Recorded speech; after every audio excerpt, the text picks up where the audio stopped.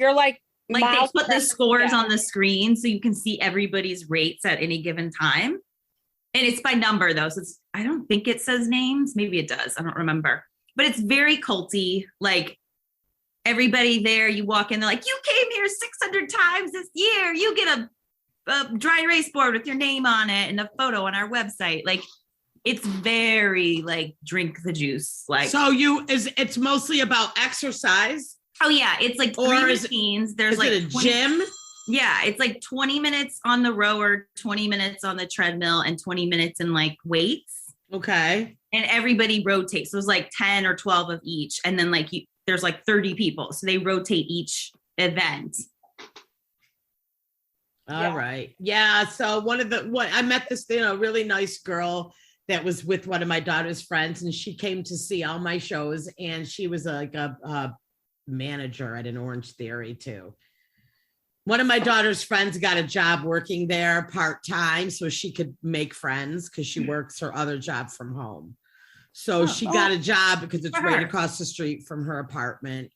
And she got a job working there part-time so that she could meet, make friends. And definitely meet a lot of people because if you're at the desk, like you're meeting everybody. I have a friend that works the desk at Pure Bar, and she does it. Well, now she like also teaches, but she just works one shift a week, but she like knows everyone. And yeah. So what's Pure Bar? It's like the ballerina one. Yeah, it's kind of ballet based, but it's like a lot of like reps, just like body weight, and like there's some balls and like little. Okay, so it's another like gym type thing. Yeah. It's the most painful of all of this shit show. The first time I did it, I was sore like 5 days later. Like I couldn't it was stood up from my desk and I was like, I am still sore. I've never been sore for a week. So this is from which place? Pure Bar. Pure Bar. Mm-hmm. Okay. So that it's intense. They'll have you like to the ballet bar and they're like, okay, now take your leg, and I'm not a ballerina, and like kick it out and like lift it up 178 times while flexing your butt. And you're like, oh, this isn't doing anything. And then you're like, oh, I can't walk. I'll never be able to walk straight again. Crazy. Oh boy.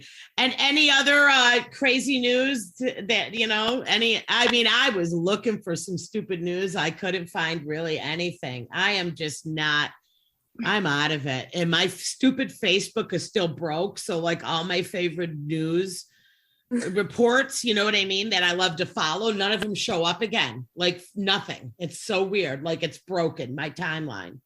Are you banned? Did you get in jail? No, again? But I used to at least see New York Post, the Mirror, you know what I mean, where I would like get my dumb news and none of it will come up on my news feed now. All I see is like my friends, and I want to see news. I don't want to see my friends. So I want to see gossip, not you. So bitches. I've just abandoned Facebook lately. I've been mostly on like Instagram and a little TikTok. So Facebook, it's just like that because the news feed is broken. I'm sure there's a button I have to push and I just don't know. I'm going to see Chelsea Lately next week, but you guys. I almost bought a VIP ticket the other day. I'm like, I don't care if I get to meet her. Sure, I'll pay that much. Oh, really? So listen to what I did. This is how desperate times are. I messaged her on Instagram and Facebook and asked her for a spot. Hi, Chelsea. I know you like to help out women. My name is Cindy Arena. I do comedy in Rochester. Can I get a spot at the Kodak Theater?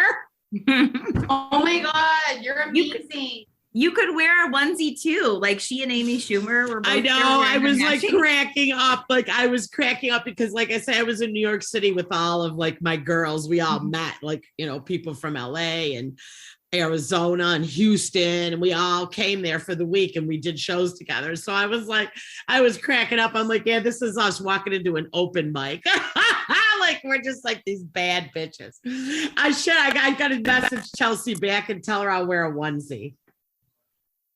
Wait, did she read it? Do you know? No, I'm sure it went to her spam folder. There's no way for me to contact her. Maybe you can talk to that girl on Taylor's page and she can get you to 10,000 followers. And then she'll see your messages pop. 10,000 followers. Yeah, right. No, I don't need that. I mean, that's not it. She's got to follow me in order for her to see my messages. But I think No, but it's blue check. If you're blue check, you go into her priorities. You don't go into her spam if you're a blue check. Oh, I think you have to get a blue check. It doesn't matter how many followers you have. You have to have like so many news sources. Yes, it's got nothing to do with your followers. You have to be able to verify I know people who have over 100,000 followers and they don't have a blue check. Oh, wow.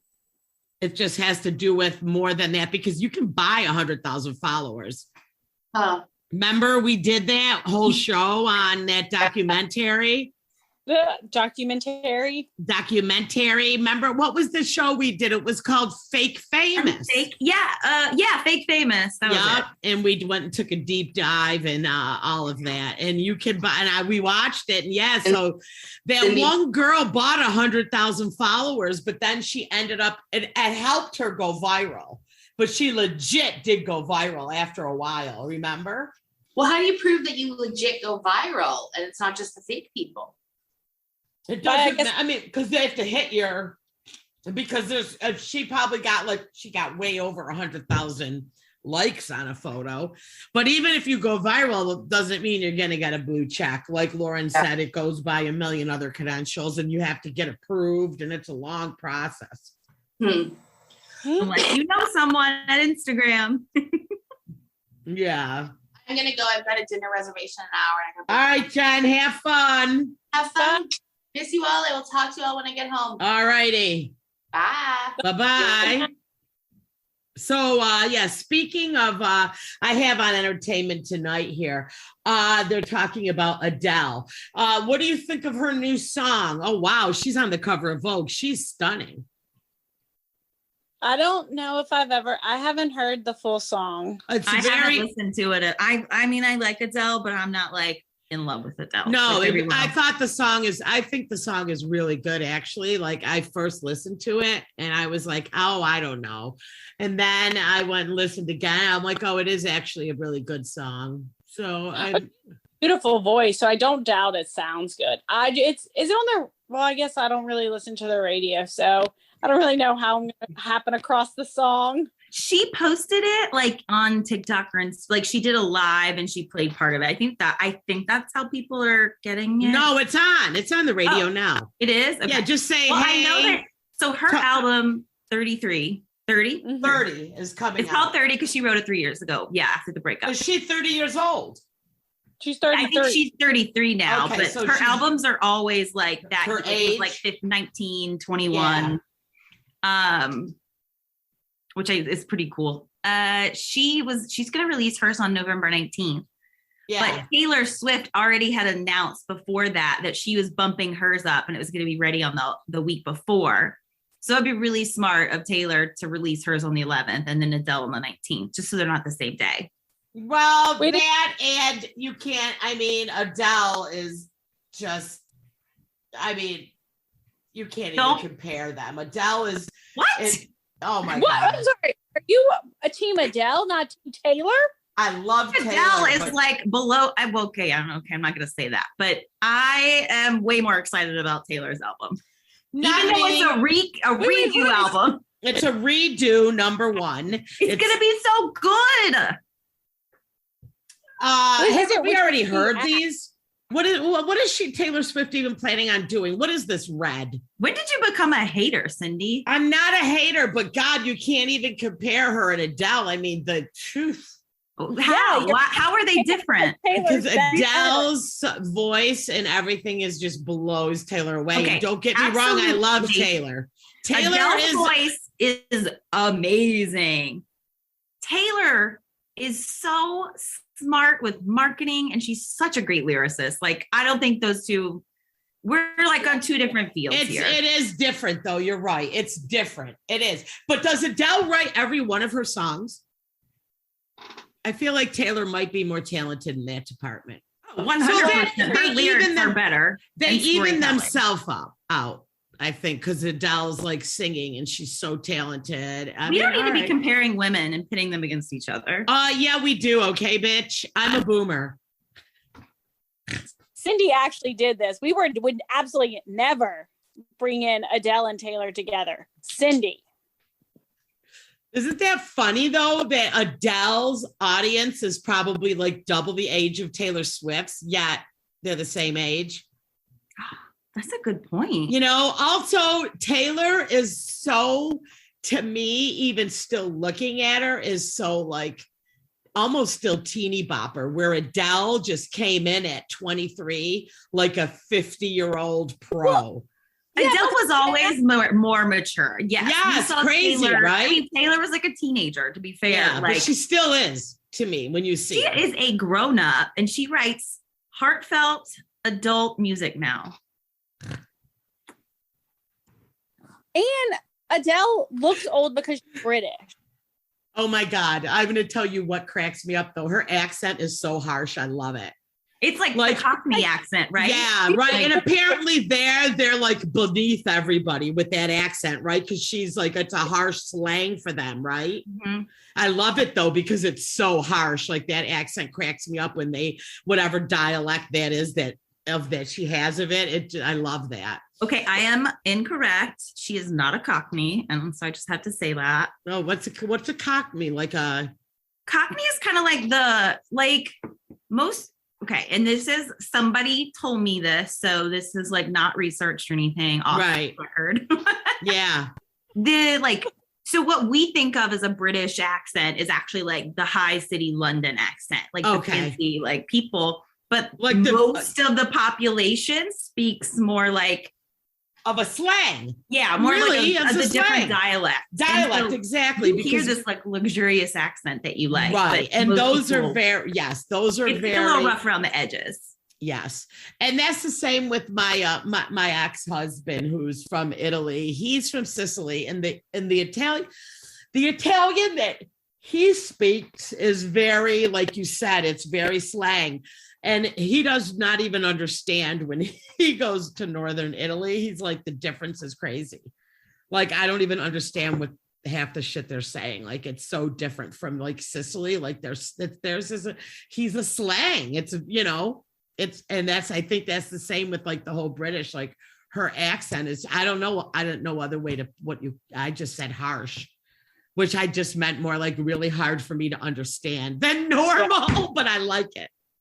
You know, I actually have probably shouldn't say this. I have a hard time understanding and reacting to British comedy because the accent is so different that it takes me a while to process it. Me too. And so I'm like, it makes a lot of British comedians that I've like seen on Netflix, and I'm like, by the time I get the joke, they're on to the next. I know it. It's crazy. I completely agree with you too, because ADD. I don't know, but it's like. No, I agree with you too. And also more challenging for me. And personally. Also their humor is, in my eyes, their British humor is so much more smarter, where it takes me, with people that have really smart humor, it's really hard for me because I love the silly and the ridiculous way more.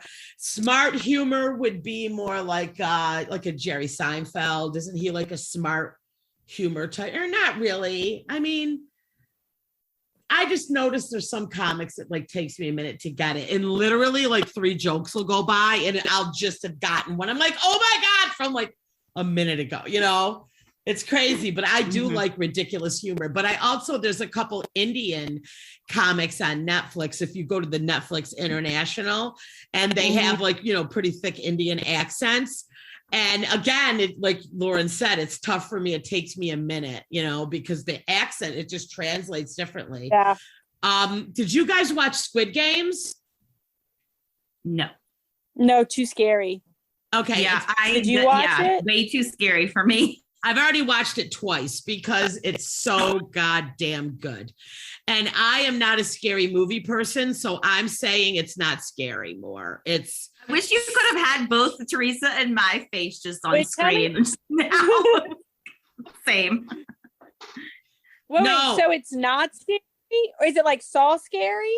It's like gory scary. Like, it's gory. Right? Graphic? Yeah, it's graphic, but it's not scary. Okay. But I'm just telling